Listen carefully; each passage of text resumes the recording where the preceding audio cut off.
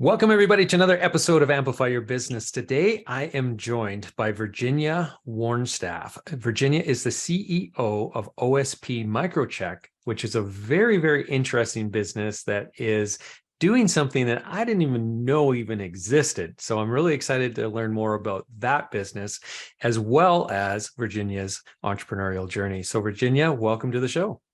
Thank you so much for having me. Okay, before we get into what it is that you're doing over at OSP Microcheck, let me understand a little bit more about, your thoughts around entrepreneurship and what would you consider to be three key things that every entrepreneur needs to know? Be bold. I think that's number one. I think we're fueled by our passion and we're going after something that we really believe in, and that requires some boldness and some courage as well for that. Trust the timing of your life is a big thing. I think that we try to make big decisions because we want to get someplace faster. And I think that can be risky. And I think if you trust the timing of the lessons that you need to learn in order to make your next decision, it's the journey is easier. I feel it'll be easier and a little bit more predictable to get to the end goals that you guys are focusing on. Yeah. And then help others on the way. Always help others. I think that we get too focused on our personal goals and our accountability when we're taking on those entrepreneurial sort of ventures, and we forget that there's a whole network, there's resources, there's support around us, and if you look to help others, they will do the same thing for you, and that's a huge part of that journey. Yeah, that's a huge page out of my book as well. And so one of the things that we really try to emphasize or really embed into our culture here at Ample Media is serving others first. And so I believe very strongly that if you are helping other people, good things just come from that. And you can call it karma, you can call it whatever you want, but it is just the act of serving other people, helping them out.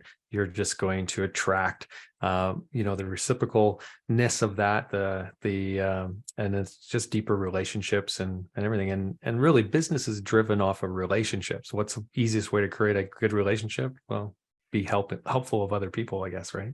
I couldn't agree more. Yeah. Absolutely. Yeah. So tell me now then, OSP Microcheck, what is that business all about? We're all about microbes. So not in the medical sense, but in the industrial sense. Most of our business is focused in oil and gas. And I don't think people really realize what influence those communities have on industrial applications. Everything from corrosion issues to creating poisonous gases, sulfide production, H2S, things like that. So with the advancement of technologies out there on the microbial side of things, and even more so since the pandemic has come through, we have access to equipment and testing technologies, especially in the DNA realm, where we can start evaluating those communities, understanding these environments and these communities better so that we can control, eliminate, inhibit, manage microbes to sort of, and it works on both sides. Like most of what we do is to help reduce problems, and we provide solutions through chemical treatments to reduce microbes that cause problems. But there's also really beneficial things that can be done with bioremediation and enhanced oil recovery using very specific communities. So it's very exciting to be a part of that. And it just blows my mind when you were talking before we hit the record button about how, the advances that were made in DNA, analysis and so on when it comes to microbes in the COVID era that we're in, that has directly impacted your business, and that you guys are doing these kinds of tests on all these different microbial communities. And that's just, I had no idea that it was that kind of science happening in the oil and gas industry. So that's just really cool. Mm-hmm. Yeah, like the swabs that we used for qPCR testing, even just the general knowledge about what qPCR testing is. I mean, that's something we were doing years before the pandemic came along. But now that there's a sense of understanding around it, and the pandemic created better access to equipment and all of these supporting peripheral pieces we can do the testing with. Once we got through some of the supply chain challenges, of course, but now other markets have access to that to support what they're doing too. Yeah. Now you have offices in Calgary as well as in Houston. Do you operate globally, or is it North American? What's the market size, I guess, that you guys are tackling? We have global reach, but most of our business is concentrated in North America and on the North American oil plays too as well. We have partnerships with the company in the Netherlands, so we do some work over with them as well. But yeah, we're growing every day. We're hoping to continue expanding that. Yeah, well, and it's probably something that is a growing industry with it sounds, well, to me it's a fairly novel science, but I'm sure this has been going on for a while within the oil and gas industry. But now it's probably, with the advances in science and technology, something that is just becoming much more accessible for a lot more companies, I would imagine, to start to leverage what you guys do, right? Accessible, and it's amazing. The accessibility drives the learning too, because now we Yeah. have insight into so many more places where we didn't before. We're breaking through all of these preconceived ideas about who is there and why they're there and how they change over time. And you think about how the oil and gas industry has evolved with hydraulic fracturing and large volumes of water. And we're trying very diligently to manage water differently and more ethically. And we are creating these different communities of microbes by changing those types of initiatives as well. So having this level of insight alongside and in alignment with those efforts is amazing. Honestly, it's giving us the data we need to make decisions. Yeah. Now, from what I understand, in terms of your entrepreneurial journey, is you didn't start the company. This company's been around for a few decades, right? And so you've come in the last 6 years as an employee, and then you bought into the company about 3 years ago, and now you're leading the company as of a couple of months ago. Did I capture that all right? Yes. Okay, perfect. Want to make sure I have the right timeline.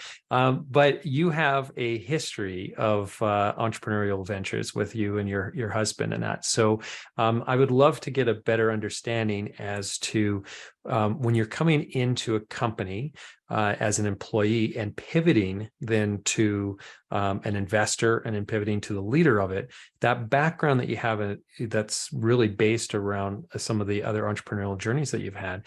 What role does that play in your success here with OSP? Huge. I think that it's a mindset of there's a difference between hard work and passion. And I think that's part of it. And when you find Mhm. yourself, whether it's in a different company or a company you started yourself, or if you're looking to place yourself in a company, I think that's key in what's going to take you to the next step. And having that entrepreneurial side of myself and doing different adventures with my husband with our own businesses, I tend to look for those sorts of things. Alignment with my value system, that's something that's very important, and I found at OSP, and I think that was probably the first steps into really being confident in taking the next steps to implement change or to fuel direction. And this company is very collaborative type of executive leadership, and that's essentially what takes it to the next level. Presenting ideas in the same way I would if it was my own business to my own clients, saying, I think this is a good idea because I believe in this because, and that is what shapes OSP as a company. And we've gone through many different changes with different leadership over the year, and everyone has been successful, and you don't have to stick to a certain formula as long as you have all those components and that drive and the support to move it to the next step, whatever that might be. Yeah. Yeah, it's really interesting. I think, like you said, the passion, right, is such a critical piece of the puzzle, no matter what you're doing, whether you're in the ownership chair or if you're in the employee chair. Success is going to come to those who can really find passion within the things that they're doing, because it just allows you to, just show up at a different level, a different degree than what you normally would if you didn't have that. Absolutely. I totally Yeah. agree. Yeah. I'm So very passionate. now, oh, you had mentioned before we hit the record button, a phrase which I really liked, and I wrote it down, and that's that you are a conduit for the science is what you found yourself in many roles in the past, as well as your role as when you came in as the CTO, right? The Chief Technology Officer at OSP Microcheck. And so having that basis of the technology really makes sense as you're trying to grow a company that is really has such a huge science play at stake here. Now, in terms of the entrepreneurial mind and mindset versus the scientific mindset, do you find that those are at odds at times, or do they complement really nicely in your case, I guess? It's a very good question. I think they complement each other very nicely. I think others might disagree with me. But the scientific mindset is about data-driven decisions, objectivity, being able to change your perception of things, to break through biases, to search for evidence, in spite of your biases and those types of things. So those, I think, align very well with an entrepreneurial type of mind. And again, that concept of being a conduit of science, or a conduit of information too.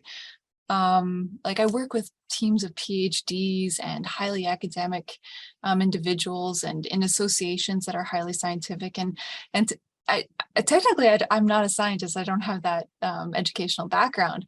But it's that, again, the combination of the science mindset and the entrepreneurial mindset that drives you to look for certain things. There are so many ideas out there, and so many people who are passionate about those ideas in science, but sometimes they end up just staying and cycling within the academic world because there is no lifeline to get it out to the people who could use it. And we don't call ourselves a research and development company. We call ourselves an experimental development company, because it's really what we're doing is we're taking all of those ideas. And don't get me wrong, again, we have tried things that have not worked at all, but we're not afraid to try. And I think you really got to dive into things. And I've seen a few different people who do similar things that I do, and they call themselves science communicators and innovation connectors. And I love it. I absolutely love it. And you're connecting not only with the clients that can use that to drive decisions and to really help different markets, but the fulfillment that you give to the people that create them and have worked on them, and to connect those two people, I just love it. I absolutely love it. Yeah. It's really exciting, right? Because I know with some of the companies that we've had the privilege of working with, startups who are very much the academics who are taking some sort of research that they have been working on in the labs, and now are trying to spin it out into a company. There's a lot of struggle there that happens oftentimes because they see the opportunity that this technology, this new science is going to afford, the venture and solve some problems for whoever that customer might be.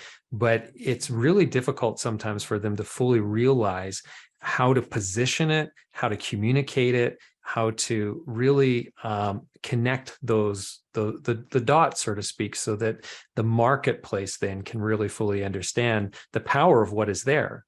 And I'd imagine that must be a lot of the magic that you bring to the table.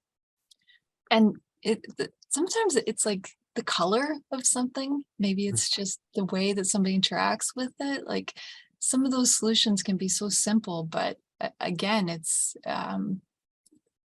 you gotta, it's that connection. You gotta find that piece that's gonna make it work. And yeah, sometimes it is absolutely magic. I totally agree.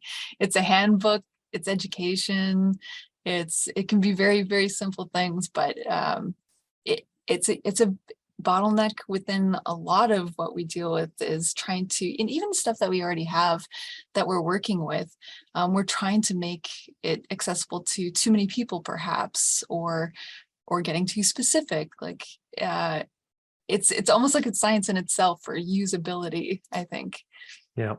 So I'm curious about the differences, I guess it might be. So is there unique challenges to coming in as an employee and then an investor and now leading the company versus starting your own company? I can understand, some pros and cons to sort of both scenarios. In your mind, what are some of the biggest challenges that you have to overcome in that role versus the role that you've had in the past as being, the entrepreneur who started something?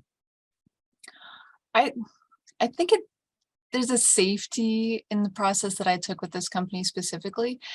And I don't think that's a bad thing to look for something that has, a little more safer route, taking risks. And I think the glorification of things like Shark Tank and, Yeah. you gotta dive in and present your ideas and, you're trying to get the big money and the investments and stuff like that. Like that can be like incredibly scary and risky. And but I feel like there's this wonderful middle ground where if you again find these lovely companies that have this openness to evolve and to want to take on new ideas and to become something different or better or bigger, or whatever those goals or that vision is, that you can kind of go in a very similar path and take smaller steps, less riskier steps. And as long as, again, you're driven by the same things, and if you have a support network and a leadership team that supports it, it's just another option, I think. And I that's something I try to teach people out there too, again, because Yeah.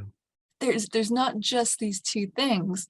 There's this wonderful world in between that you can find, and grow your career and be incredibly passionate and make change, without having to start your own business. And again, there's some very fulfilling components of that. And I have great pride in some of the stuff that my husband and I have worked on and other sectors and markets for sure. But I think I love them both the same, to be Yeah. honest. Yeah. Yeah, it's a matter of whether or not you are empowered to be able to flex that entrepreneurial mindset and drive and so on, right? And so obviously you found a fit where you do have that potential. And I want to just kind of reflect a little bit more on some of the things that you just mentioned there, because I think that us as entrepreneurs who like I guess us as the public, really, we really do kind of put them into two boxes where you're an entrepreneur or you're not, you're an employee.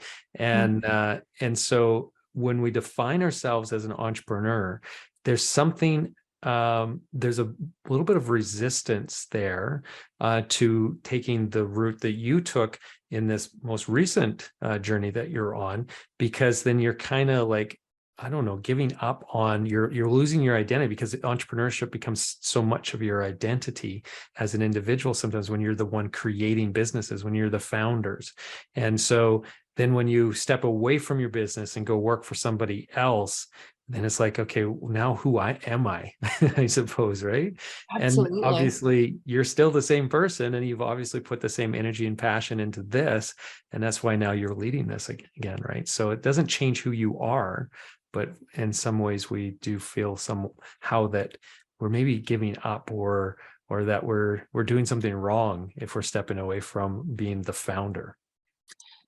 And I think it comes down to what you're motivated by as well. Like, and two, businesses can, if I'm hiring employees, like as a business too, seeing somebody has a resume that is all entrepreneurial endeavors and starting their own businesses, that I know a lot of people wouldn't hire based on that, because it has this, again, you have characteristics that may work against what I'm trying to do, because, this is the way I'm running my company. But if you can find alignment, and I think that is so true. And I talk about aligning my values with the company that I'm working for, because that is very important to me feeling fulfilled and that I'm in the right place.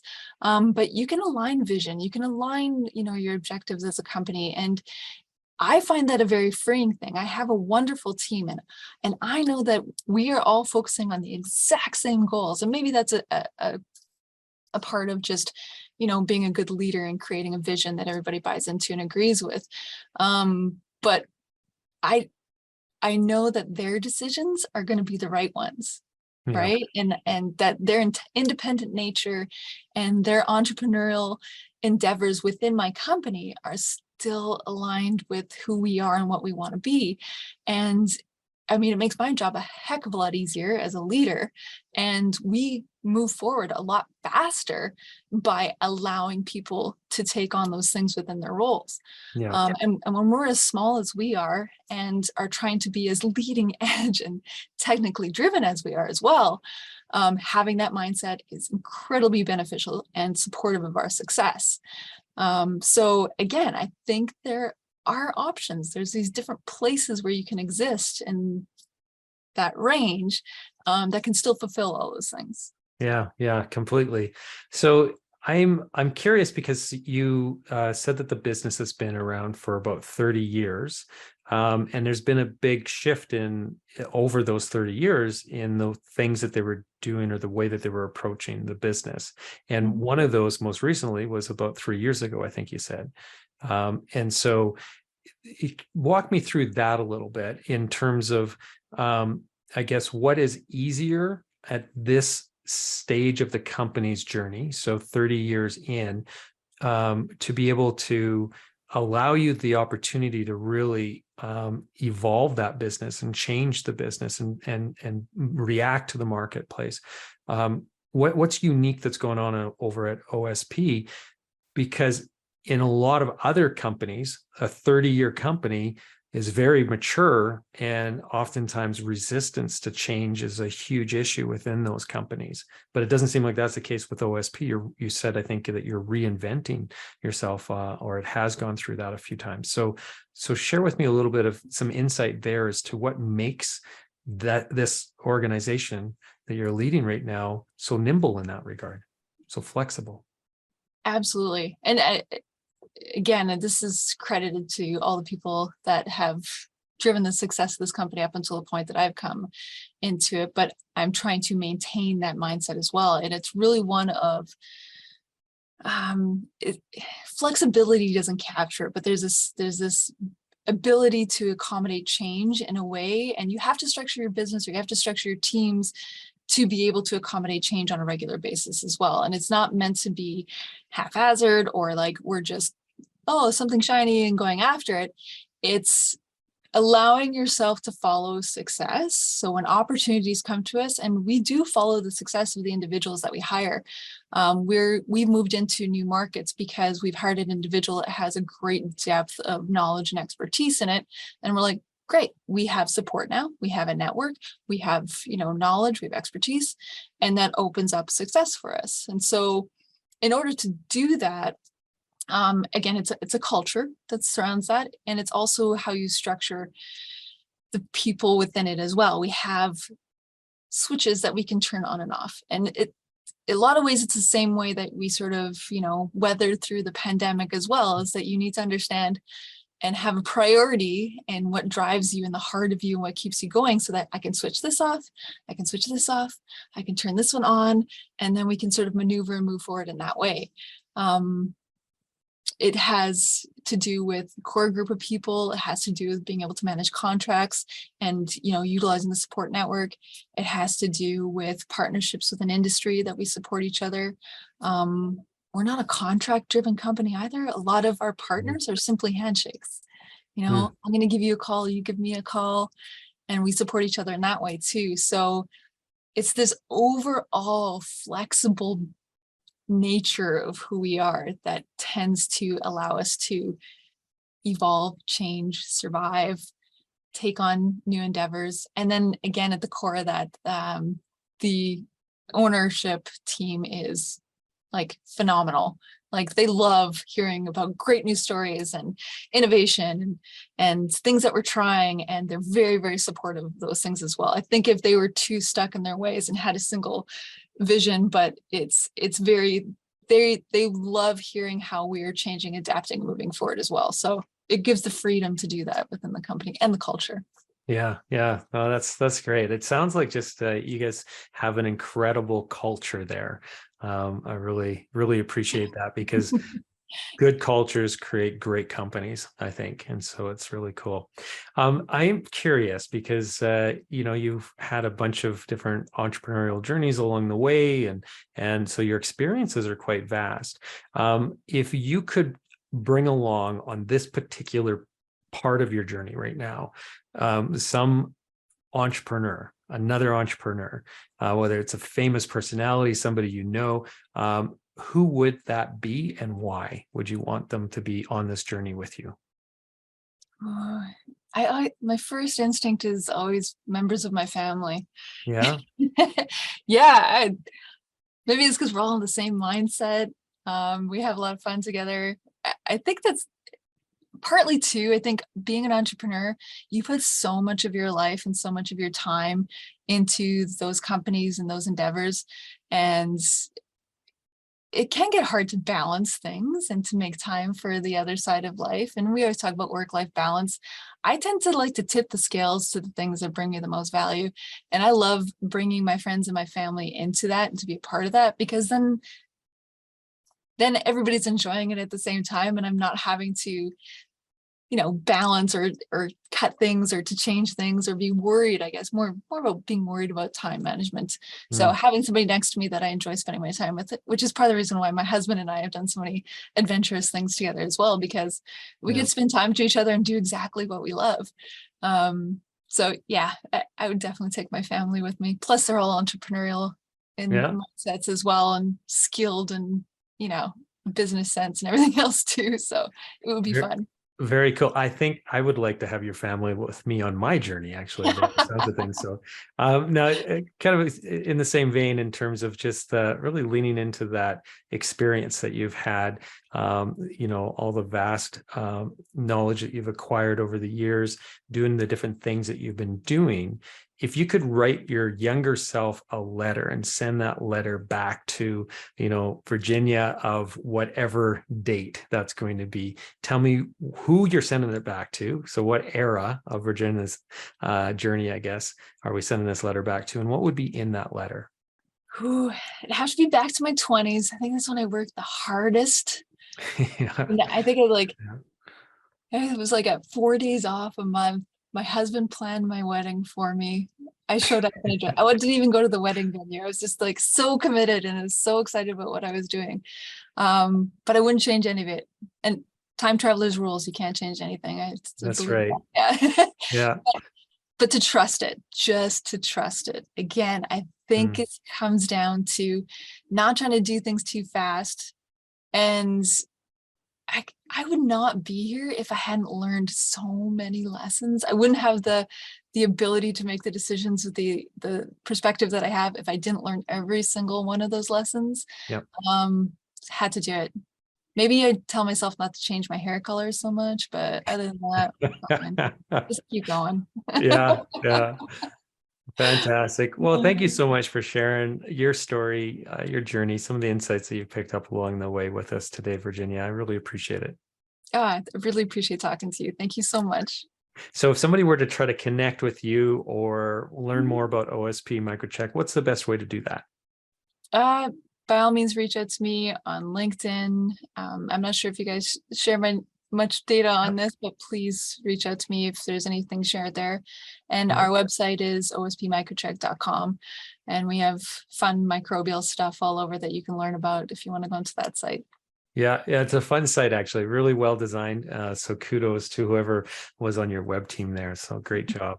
Well, that's a wrap, everybody. If you like this episode, head over to amplifyyourbusiness.ca. That's where you're going to find the archives, as well as searching Amplify Your Business on your favorite podcasting platform. We'll find the audio version as well.